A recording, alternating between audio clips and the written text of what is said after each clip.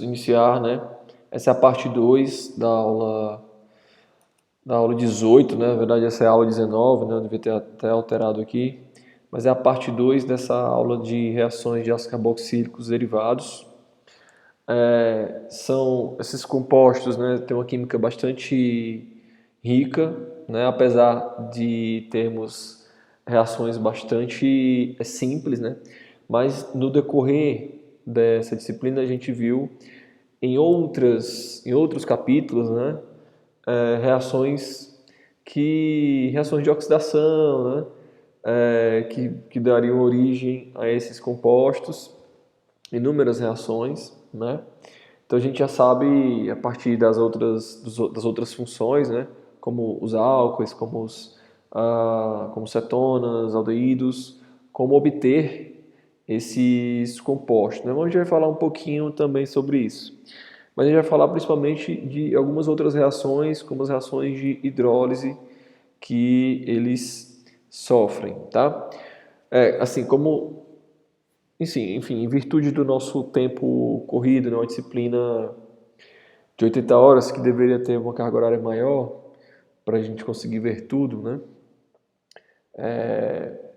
A gente tem que infelizmente escolher, né, o que é que coloca para vocês, tá?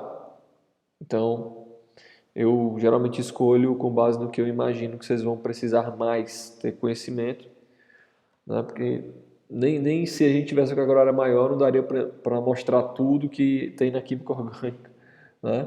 Enfim, a gente tem que fazer uma curadoria do que é mais importante para vocês, certo?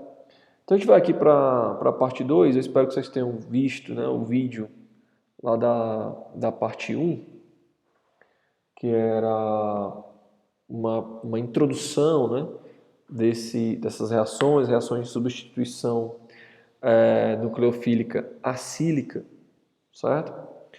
E também com relação aos derivados de ácido carboxílico, né? Então, né, relembrando o que foi na aula passada, a gente lembrando aqui da existência, né, do grupo acila, né, o que seria o grupo acila, tá? Então, o grupo alquil ou aril ligado a uma carbonila, certo? Então, nós temos os ácidos carboxílicos e os seus derivados, todos são, todos são acilados, né? Então, aqui o que muda é o grupo Y, né? O que muda aí é o grupo ligado ao acil, tá? Então, o ácido carboxílico é um hidroxila, os aletos de ácido são bromo e cloro, né? Ou cloro, os anidridos de ácido são carboxilatos, né? Os ésteres são alcóxidos, os amidas são nitrogênio e nitrilas são grupos cianos. Então, o que vai variar com eles é justamente esse grupo Y. Esses compostos são considerados derivados de ácido, né? Por conta de, a partir deles, ser muito fácil obter ácidos carboxílicos. Todos eles reagem por reação chamada de hidrólise, tá?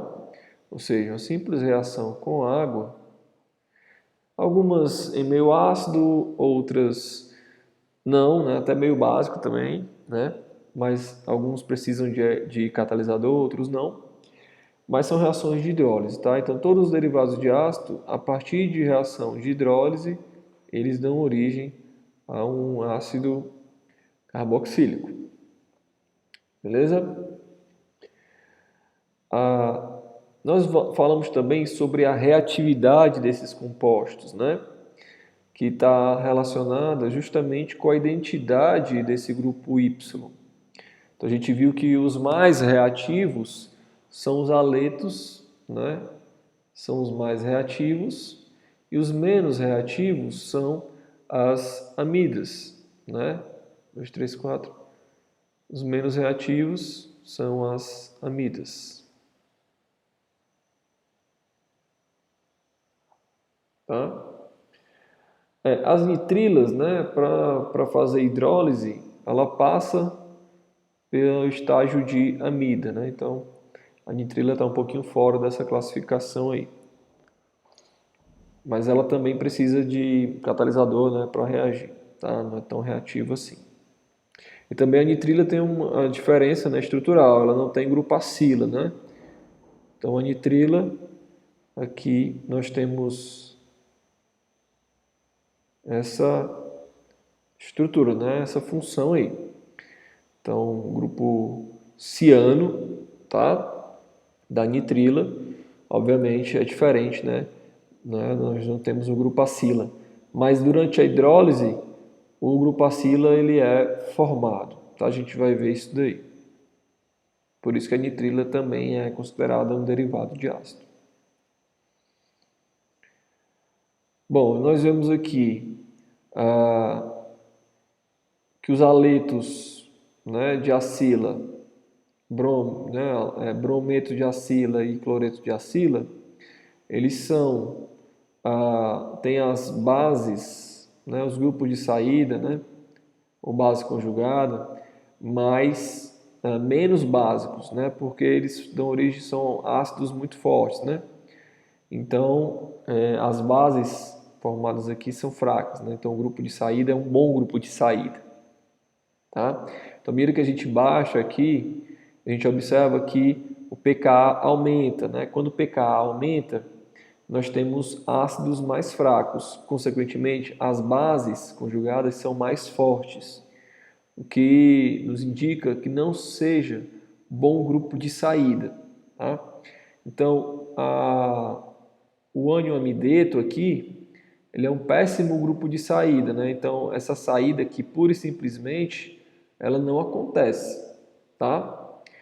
A saída de hidróxido, né, e a saída de alcóxido, ela pode acontecer desde que a reação aconteça em meio básico, ok? Mas o amideto, isso aqui é muito mais difícil devido à grande basicidade desse composto, certo? Quanto mais básico é o grupo de saída, mais difícil é dele sair, ok? Pessoal, se alguém tiver alguma dúvida, por favor, ou levante a mão aqui que eu escuto, porque eu não estou olhando para a tela do Meeting, tá bom? Ou então abra o microfone e faça a pergunta, pode interromper sempre que quiser. Então aqui eu coloquei alguns exemplos de derivados de ácidos carboxílicos, né? Então nós temos aqui, o primeiro exemplo é de uma prostaglandina, tá? As prostaglandinas são substâncias produzidas no nosso organismo, elas são responsáveis por iniciar processos inflamatórios, né? Febre, certo? E o derivado de ácido, né, na verdade, ele é o próprio ácido aqui, né?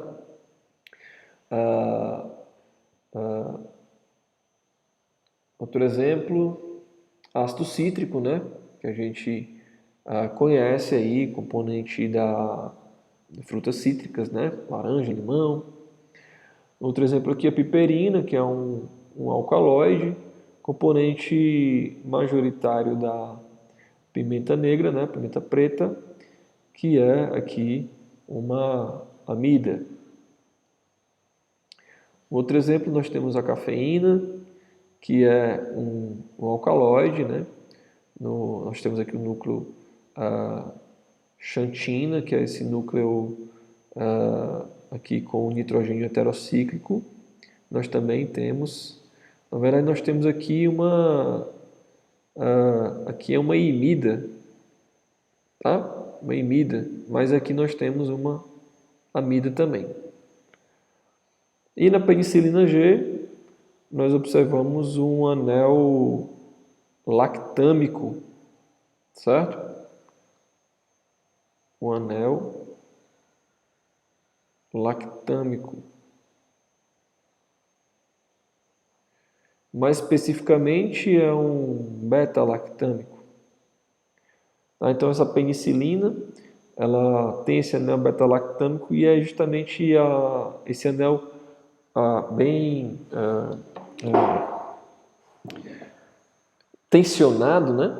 Um anel de 4 membros apenas, bem tensionado, ele é bastante reativo e é ele quem reage lá com componentes celulares das bactérias, enfraquecendo a parede celular dessas bactérias, né? Então esse aqui é justamente o sítio de reação da penicilina, né? Onde ela age, certo?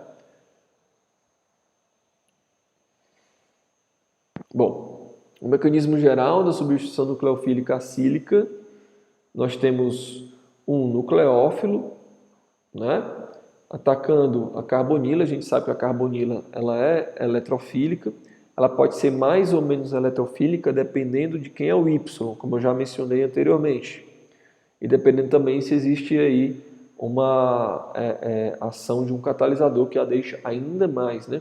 Nesse caso aqui não tem.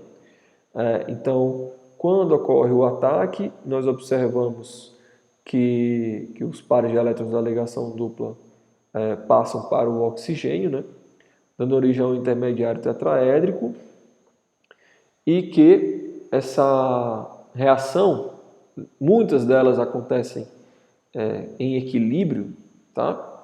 Então essa reação ela depende muito, né, quando ocorre aqui a carbonila, né, ela tende a se formar novamente, qual vai ser o grupo expulso, né?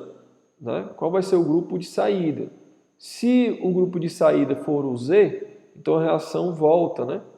Se o grupo de saída for o Y, a reação avança. Então existe um equilíbrio que vai depender justamente disso, né? Então se Y for um melhor grupo de saída do que Z, a reação avança, ok? Se Z for o melhor grupo de saída, então a reação não avança, né? Sentido direto. A constante de equilíbrio K1 é favorecida pela menor basicidade de Y em relação a Z, né? Então, como a gente falou, né? Se o grupo abandonador é muito básico, a tendência, né, é que esse equilíbrio não avance, né, que essa reação não avance. Bom, então o Y, o grupo de saída, tem que ser menos básico do que o Z. Ok? Então aqui a gente vê três situações, né? Nesse A, nós temos a situação onde o Y ele é mais básico. Então o que a gente observa? A energia do composto, né, ela é mais baixa, certo? No entanto, o intermediário de reação, ele encontra uma maior dificuldade, porque essa energia de ativação aqui ela é mais alta. Então ocorre uma dificuldade para essa reação avançar para a segunda etapa, que seria a saída do grupo Y, né? Então, neste caso aqui, o grupo Y ele é mais básico. No segundo caso, no B, nós temos o grupo Y menos básico do que o Z. Então, você tem uma maior energia inicial aqui do composto em relação à energia final, né? Então, nós temos a reação exergônica, porque aqui nós temos a energia livre, né? Então ela é exergônica, ΔG menor do que zero, aqui ΔG maior do que zero. Inclusive, né, na termodinâmica a gente já vê que essa reação não é espontânea, tá? Então nós temos aqui a formação de um intermediário tetraédrico, inclusive com uma energia muito próxima à energia do composto original, o que é bom, e uma energia de ativação baixa para a segunda etapa da reação, que é essa etapa aqui, onde nós temos o K2 como constante de equilíbrio, tá? Então é bastante favorecida quando Y é menos básico do que Z. E aqui nós temos quando a basicidade deles é semelhante, tá? Então veja que a diferença entre os estados inicial e final, né, é praticamente, aqui não ficou muito bom aqui meu traço, né, mas é praticamente zero. Então, o que acontece quando ΔG é igual a zero? Nós temos equilíbrio. Beleza? Quer dizer que essa reação ela não avança tanto, né? Ela precisa deslocar o equilíbrio para que ela aconteça, né? A gente precisa usar o princípio de Le Chatelier para poder fazer que essa reação ela avance no sentido direto, né? Que a gente quer que a reação aconteça. Certo, gente?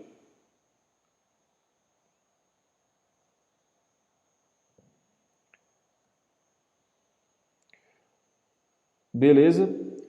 Pessoal, nós já sabemos desde lá do início da disciplina, né, que o orbital π antiligante ele tem uma contribuição maior no carbono da carbonila, né? Então nós temos aqui uma carbonila, certo? O orbital π ligante, né, ele tem uma maior contribuição para o oxigênio, e o orbital π antiligante tem uma maior contribuição para o carbono.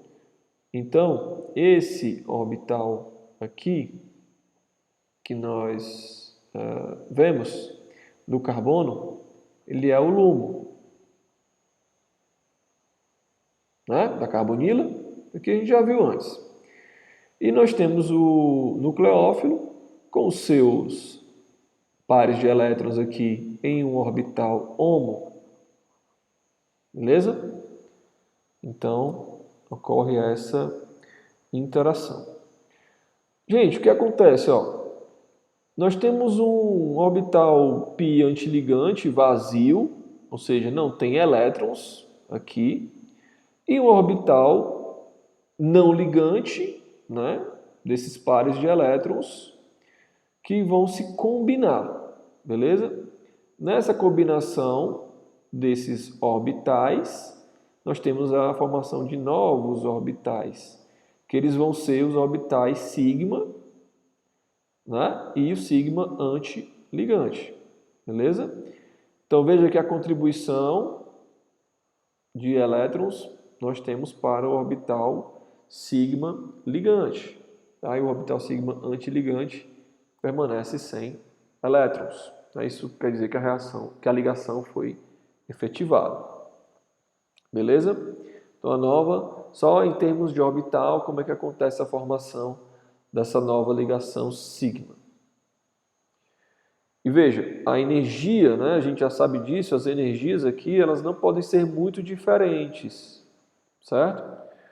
Então, às vezes, o nucleófilo tem uma energia, o par de elétrons do nucleófilo tem uma energia muito mais baixa, e aí a combinação se torna mais difícil, né? Mas aqui, isso aí já são outros poréns, né? Aqui no caso é só mostrando como é que acontece essa interação.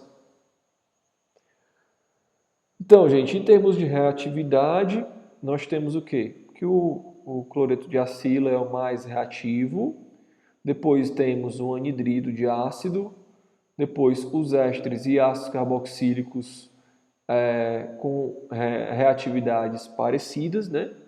E as amidas, por último. Na verdade, nós temos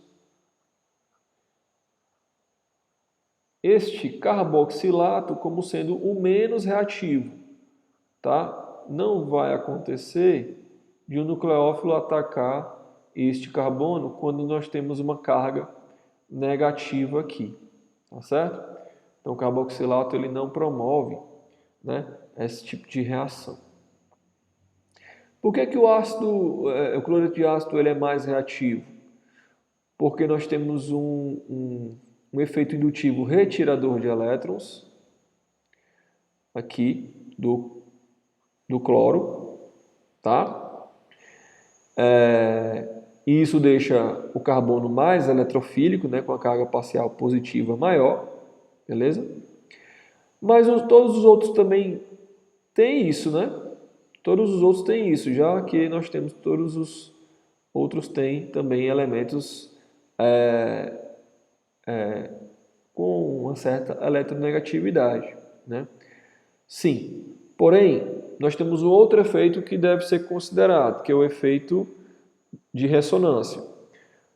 Quando a gente fala de ressonância, a ressonância é que ela diminui a eletrofilicidade do carbono. E a ressonância para o cloro, ela não é efetiva, né?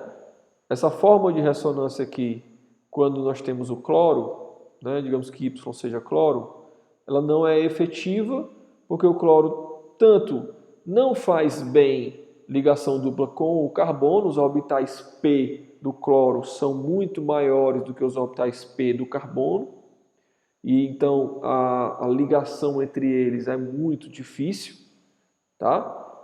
Isso está também relacionado com a energia, né? E também o cloro não tem uma boa adaptação à carga positiva, beleza? Então nós não temos essa ressonância aqui, essa forma de ressonância, como contribuindo para a estrutura. Veja que essa forma de ressonância também ela ocupa o par de elétron aqui do grupo de saída, né? Deixando ele menos básico também, certo? O menos reativo, que é a amida, né? Então digamos que aqui seja o Y seja o NH2, né? Já é uma diferença. Ó. O nitrogênio tá no mesmo período do carbono, né? Então eles têm tamanhos parecidos, orbitais eles interagem muito bem para fazer a ligação dupla, e o nitrogênio é um pouco menos eletronegativo e ele consegue lidar bem com a carga positiva. Beleza? Então, por isso nós temos essas extremidades aí. Certo? Então, gente, um composto menos reativo, né? Ele não pode ser formado a partir de uma base de um composto mais reativo. Certo? Por exemplo, aqui nós temos uma base, a base conjugada de um anidrido. O anidrido é menos reativo do que o cloreto de ácido. Então essa reação aqui, ela pode acontecer, tá? Essa base, ela é mais forte do que essa base aqui. Beleza? Já que o contrário não pode, né? Isso aqui, o cloreto atacar o anidrido, isso aqui não pode acontecer, porque daria, a partir de uma base mais fraca, a formação de uma base mais forte. A gente já viu que termodinamicamente isso aí não é possível, tá? A gente já viu que é uma situação endergônica, né? Ou seja, a variação de ΔG é positiva, tá bom?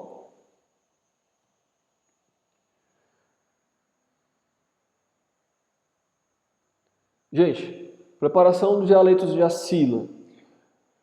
Por que que a gente, por que que eu coloquei isso aqui para vocês? Porque é muito importante a gente, muitas vezes, preparar o aleto de acila, porque ele é mais reativo. Então ele nos dá mais opções, né,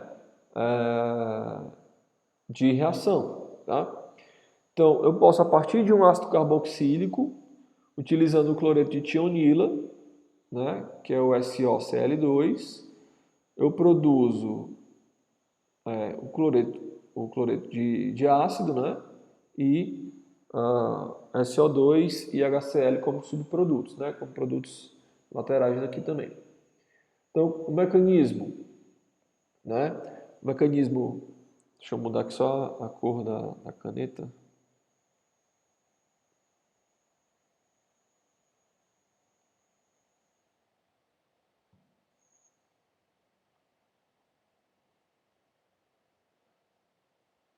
Então aqui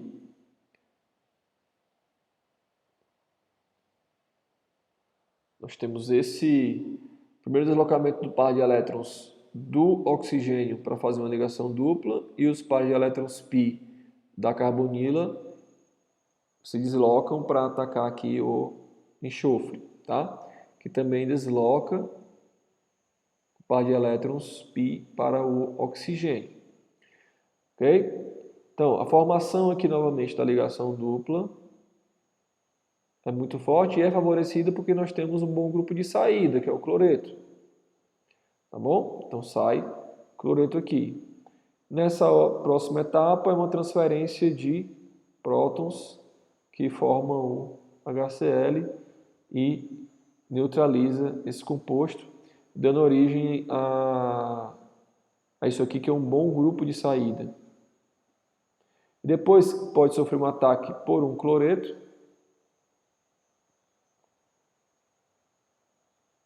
Tá? Sofreu um ataque aqui, ó, nesse cloreto.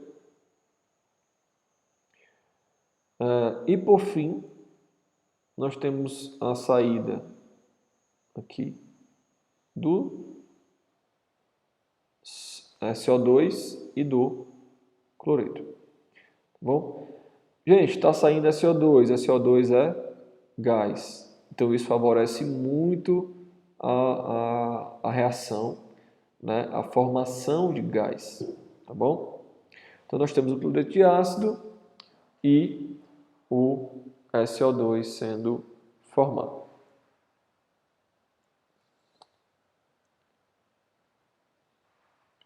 Os haletos de acila, né, como um derivado de ácido, eles sofrem uma reação de hidrólise, né, para produzir então o ácido carboxílico, certo? Então veja, a partir de um ácido carboxílico, né, eu não posso utilizar simplesmente o cloreto para reagir. Por quê? Porque o cloreto, né, a gente teria isso aqui, ó. Digamos que essa reação acontecesse. O cloreto, ele é menos básico do que o hidróxido. Então eu não posso pegar uma base fraca e a partir da reação produzir uma base forte, certo? Por isso que isso aqui não acontece. E lá no caso a gente precisa usar um outro artifício, né, um outro reagente, que é o cloreto de tionilo. Aqui, gente, eu já posso utilizar a água para produzir o ácido carboxílico a partir do cloreto de ácido, tá? Porque justamente o cloreto de ácido ele é o mais reativo de todos. Então, o mecanismo aqui muito simples, eu não preciso de meio ácido, né, de catalisador. Então, a água é nucleófilo forte o suficiente para promover, né, essa reação. Na origem aqui o intermediário quaternário, depois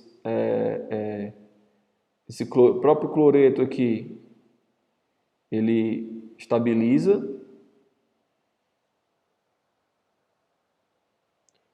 Deixa eu ajustar aqui. Primeira saída do cloro. Era isso que eu queria fazer, não, mas foi. Voltando aqui. Aqui. Então, a primeira base aqui, ó. A base não, a carbonila e a saída do cloreto. Depois, uma estabilização aqui dessa carga. Certo? Então aqui, gente, nós temos a origem do ácido carboxílico e também do HCl, né? Saiu o cloreto aqui e tem ácido no meio, né? Nós temos também o HCl. É muito comum a gente utilizar nessa reação piridina, né? Não sei se vocês estão conseguindo ver essa cor de caneta, eu vou mudar para um pouco mais forte, o azul. Então, pi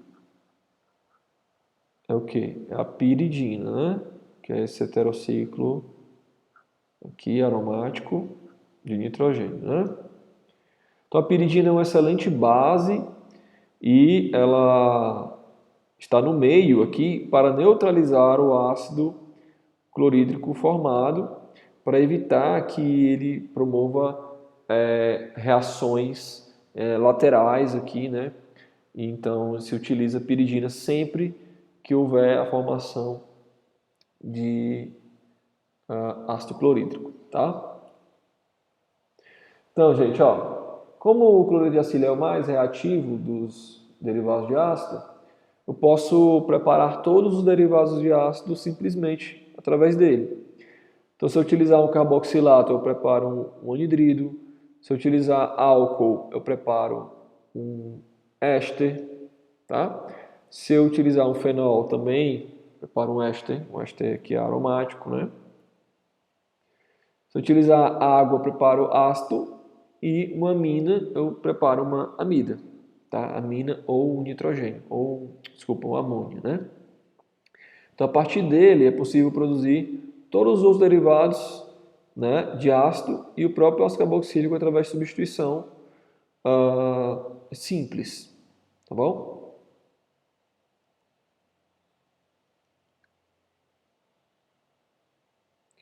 Reações de anidrido de ácido.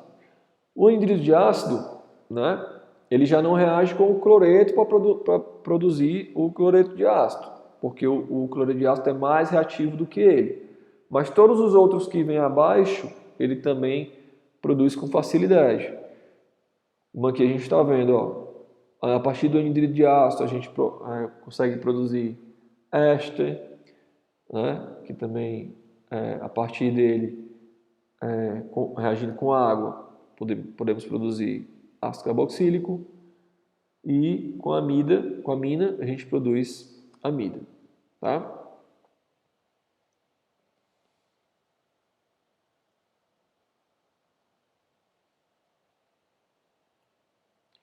Veja que aqui a gente tem duas unidades, né? Ó, que é justamente uma unidade para reagir, né? Como nucleófilo e outra unidade para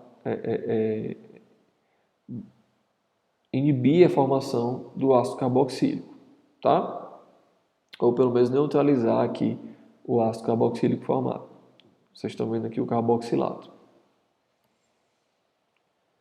Gente, uma reação muito interessante que acontece, né, com os anidridos são reações de acetilação.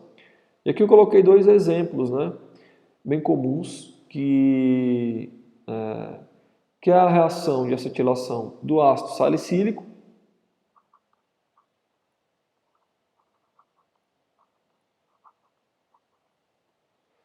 formando o ácido acetil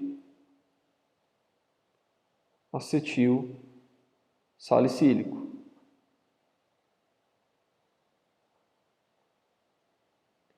Né?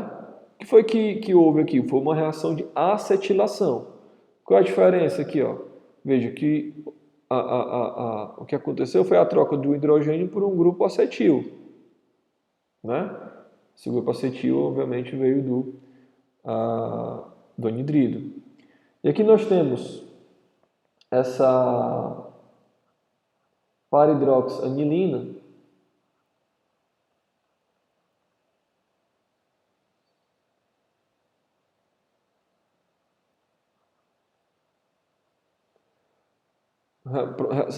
sofrendo reação de acetilação. Essa é uma reação bem simples, né, que você coloca esse material em refluxo com o anidrido, tá?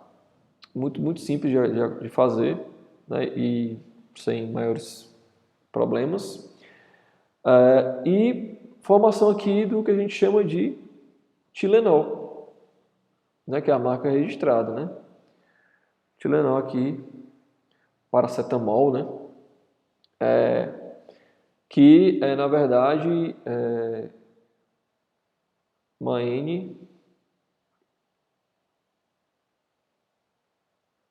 N4-hidroxi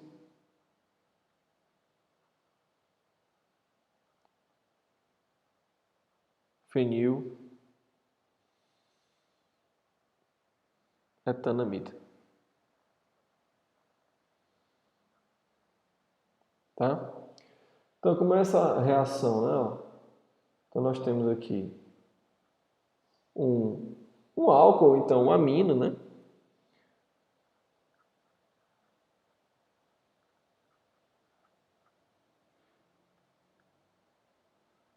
Pode reagir aqui, ó, certo? Intermediário.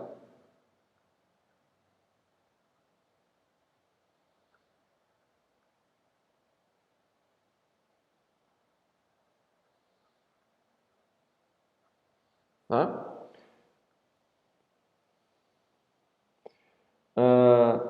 Um outro álcool presente aqui faz essa transferência de prótons, certo? Então, uma própria outra molécula de álcool aí pode abstrair esse próton formado aí, né? E aí a gente vai ficar com R,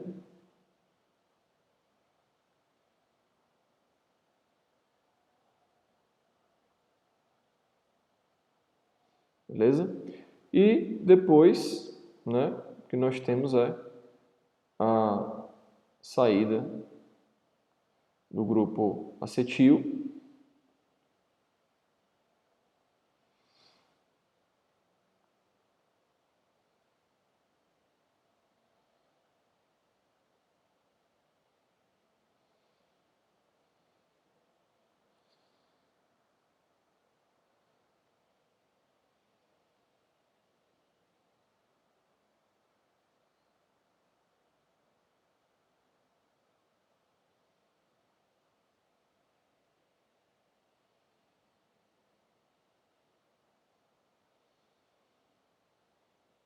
Faltando alguma coisa aqui, ó.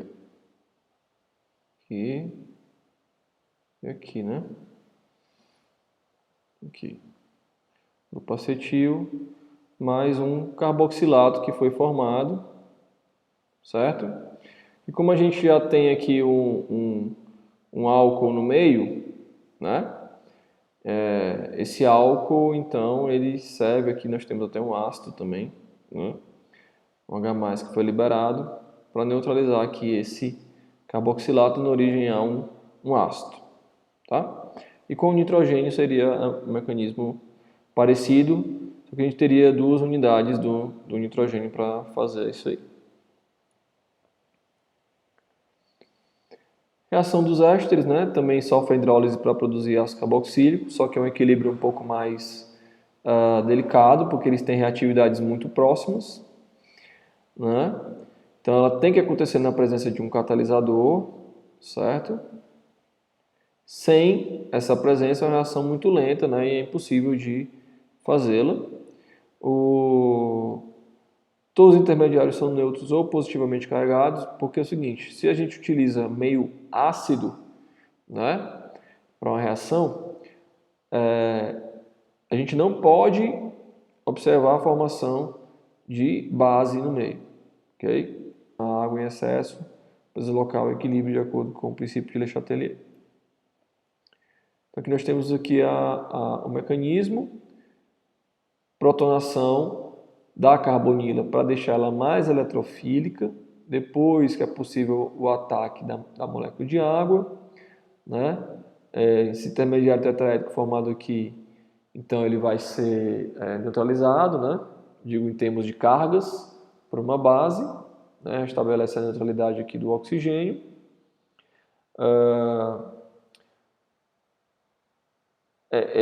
Essa mesma base que foi protonada, né? Então esse próton no meio aí, ela vai protonar o alcóxido, certo? Se ele protonar a hidroxila de novo, a reação volta, né? Então tem que protonar aqui o alcóxido. E após a protonação do alcóxido, ele vai se tornar um bom grupo de saída, restabelece a carbonila, transferência de prótons aqui, e no final nós temos o ácido, tá? Então veja que é um equilíbrio muito delicado, né? E a única coisa que faz o equilíbrio avançar é o excesso de água, né? Que é o excesso de um dos reagentes. Então veja que a reação oposta, que a gente chama de esterificação, é uma reação que é exatamente, né, segue o mesmo caminho oposto e o equilíbrio dela vai ser deslocado pela remoção de água formada. Tá? Então aqui essa reação ela de hidrólise do éster, ela pode ser por meio ácido ou meio básico, certo? Essa reação por meio básico ela é muito comum na produção de sabões. Tá? Então nós temos aqui um triglicerídeo, certo? Que é formado por ésteres de ácidos graxos, né? Então esses grupos R aqui são grandes cadeias carbônicas, tá? E o hidróxido é o nosso nucleófilo, né? Que vai iniciar a reação, beleza? Como resultado nós temos o glicerol, que nós vimos que da hidrólise, né? Nós temos a formação de álcool. Aqui também nós temos a formação de álcool, né? E a formação do carboxilato, que vai ser justamente o sal, né? Formado, que compõe o sabão. Né? E aqui nós temos alguns tipos, né? O estearato de sódio, do ácido esteárico, né? O oleato de sódio, do ácido oleico, e o linoleato de sódio do ácido linoleico, tá? Então depende justamente dessa cadeia aí. Gente,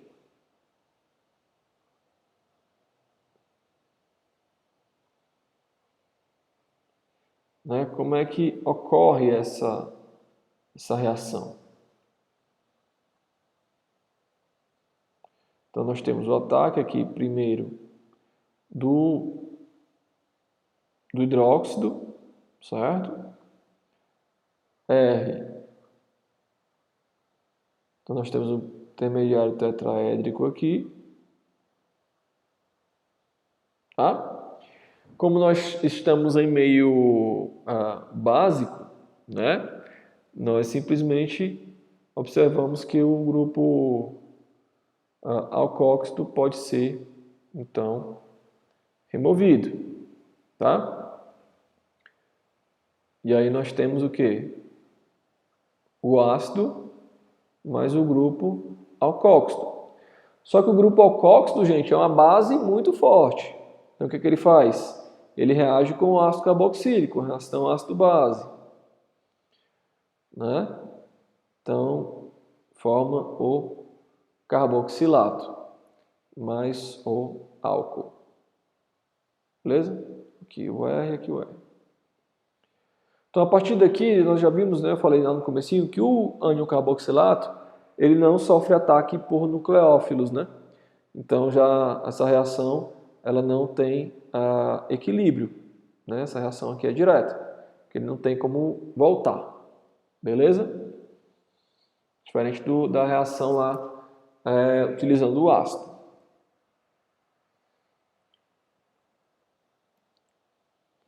Aqui é a formação das micelas, né, que dão formadas a partir dos sabões.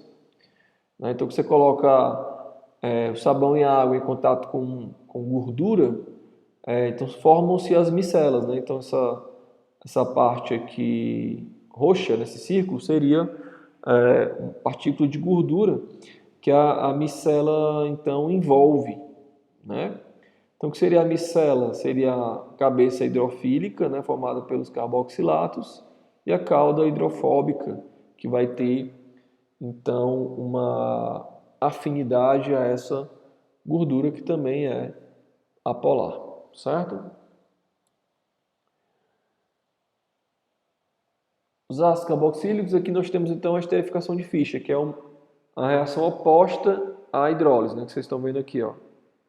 Esse aqui seria o sentido da hidrólise, né? Que é a hidrólise para o sentido da esquerda. No sentido da direita, nós temos a esterificação de Fischer, que é feita com ácido, álcool em HCl. Talvez essa seja uma das reações que com certeza no ensino médio o pessoal apresenta, né? Os professores falam pela simplicidade dela. No entanto, o mecanismo ele não é tão simples assim. A gente já viu que ele se ocupa de várias etapas, né? Então, primeiro a protonação dessa carbonila, depois o ataque do álcool, a carbonila mais eletrofílica. Então, nós temos esse primeiro intermediário tetraédrico, que deve passar por uma transferência de prótons aqui, tá? Então, intermediário tetraédrico neutro, que agora, para a reação avançar, uma das hidroxilas tem que ser protonada, tá? Porque para dar origem a um bom grupo de saída, que no caso é a água. Então, restabelece-se aqui a carbonila para a saída de água. Ok? Então, saiu a água. Nós temos, então, uma última etapa de transferência de prótons aqui, né? Para obtermos o éster. E veja que aqui a água é um dos produtos. Então, à medida que essa reação acontece, a gente destila água, tá? Destila a água, né? À medida que essa água é sendo produzida, a gente remove ela do sistema para que a reação continue a acontecer, tá? Deslocando o equilíbrio no sentido direto. Importante, não ocorre reação de substituição com aminas utilizando o ácido carboxílico, tá? Por quê? Porque a amina é básica e o ácido carboxílico é ácido, a reação que acontece é uma reação ácido-base. Tranquilo? Vamos lá, para as reações das amidas.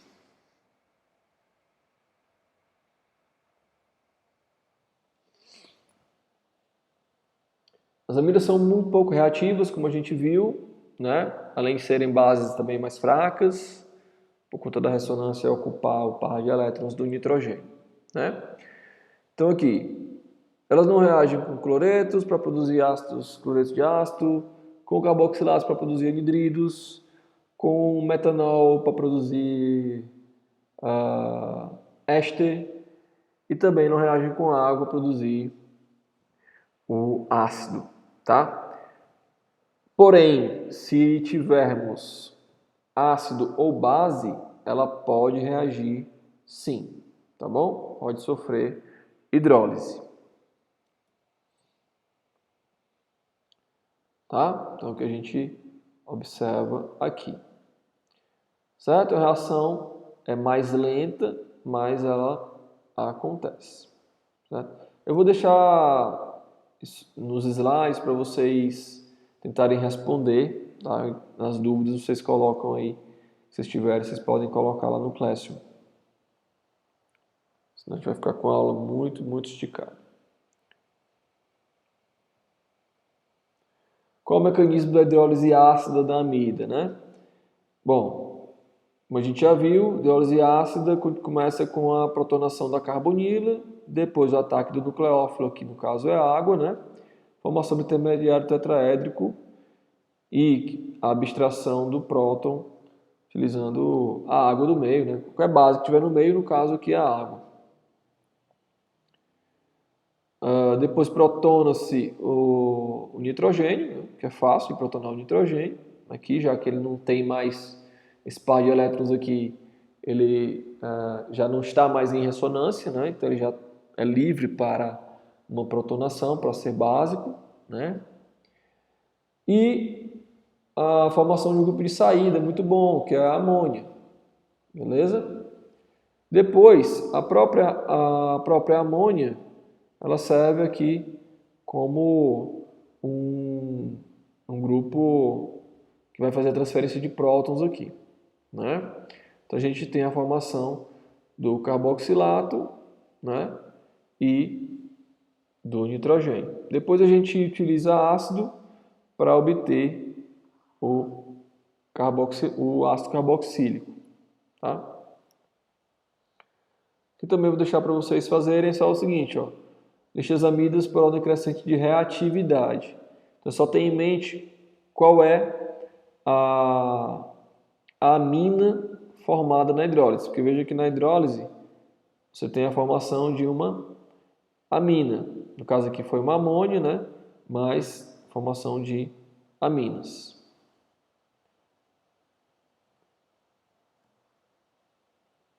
E as nitrilas, né, são lentamente hidrolisadas a ácido carboxílico quando aquecidas em solução aquosa ácida. Então veja, é o seguinte, ó, aqui a gente tem direto, né, uma nitrila reagindo com água, meio ácido, produzindo ácido carboxílico. Só que no mecanismo a gente observa a formação de uma amida, tá bom? Então aqui, vamos aqui por partes. Protonação do nitrogênio, tá? Depois ataque nucleofílico no carbono, deslocamento aqui dos elétrons π, tá? Primeiro aqui intermediário,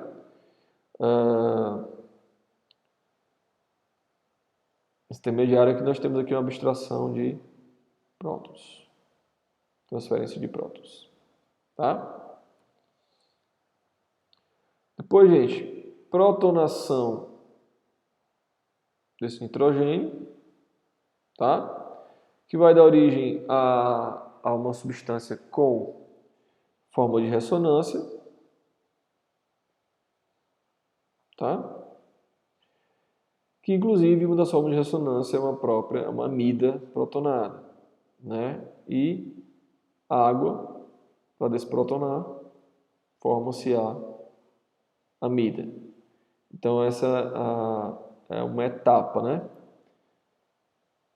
Que depois a gente já sabe como é, continua em meio ácido e água, até chegar no ácido carboxílico, a gente já viu como é.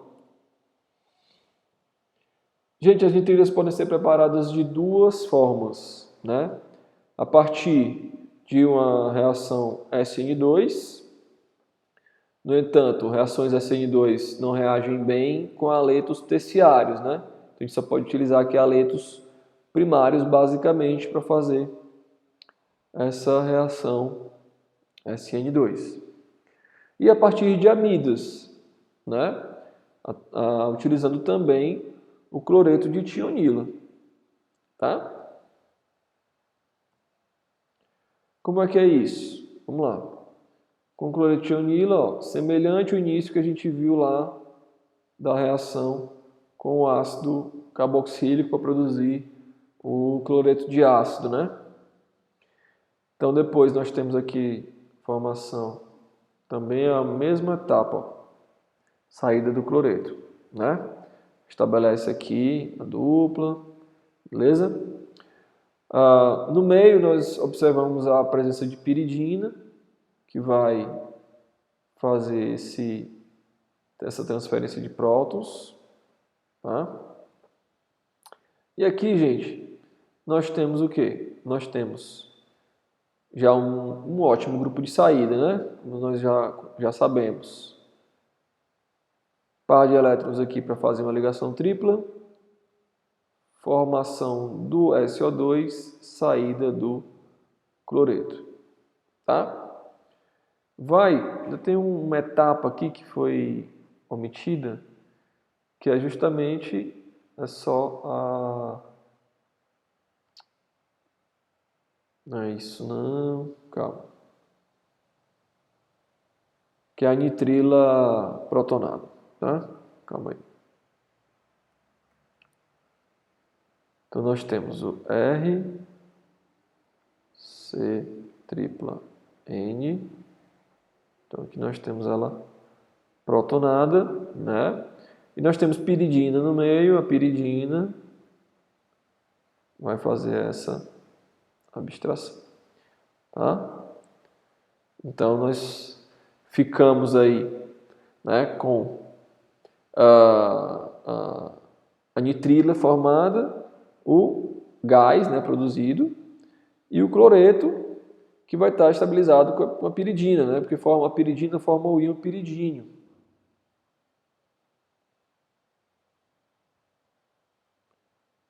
Certo?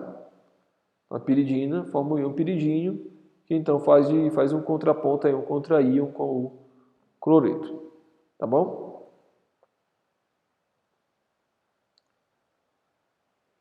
Beleza, gente?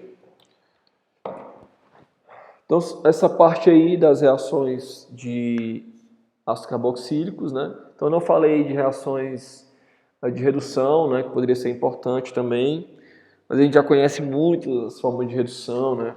Utilizando reagente de hidreto, utilizando reagente de Grignard, o reagente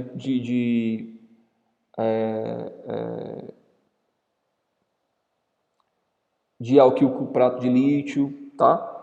Mas essas reações, elas se tornam menos importantes se a gente tiver que selecionar, porque a gente já viu muito delas nas aulas anteriores, essas reações, os mecanismos são os mesmos, praticamente, tá? Por exemplo, um éster, ele se reduz a álcool utilizando reagente de Grignard, que é o mesmo caso que acontece com aldeídos e cetonas, tá bom?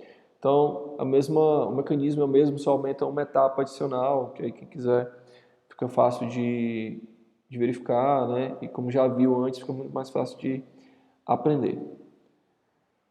Tá, gente? Bom, ninguém se manifestou durante a aula, eu quero saber se vocês têm alguma dúvida.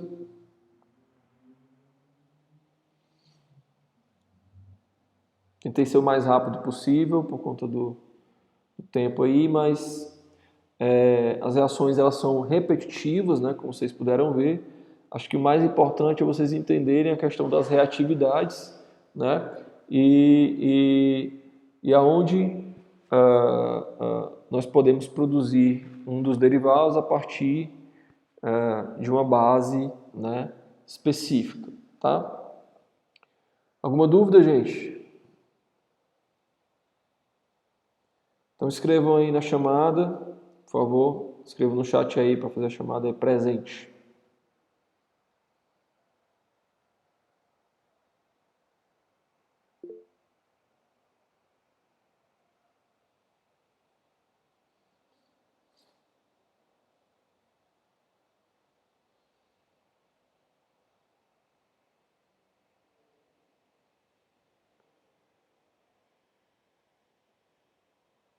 O Ana e o Joana Dark e Ana Maria, escrevam de novo, porque não pegou a Ana Maria porque escreveu com exclamação. Coloca só o presente, tá? Pronto, deu certo para Joana, Ana Maria, deu certo também. Então, gente, já que ninguém tem dúvidas, vou ficando por aqui. Vou postar a prova de vocês, tá bom? E tenham atenção com a entrega até a sexta-feira, beleza? E a gente manda também, Joana, não se preocupe não, tá bom? Então a gente se vê. Joana, é a terceira prova, não é? Beleza, tá bom. Pois, gente, tchauzinho, até a próxima.